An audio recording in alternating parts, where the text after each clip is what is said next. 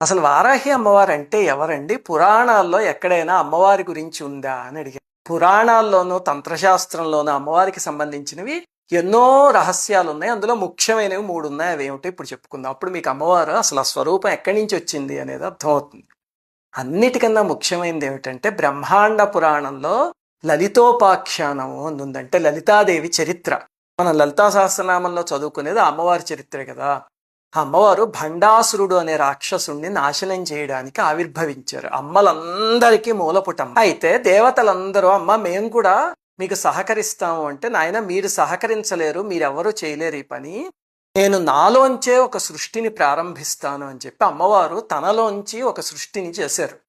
అప్పుడు అమ్మవారి హృదయంలోంచి బాలా త్రిపుర సుందరీదేవి పుట్టారు, చిన్న అమ్మవారు.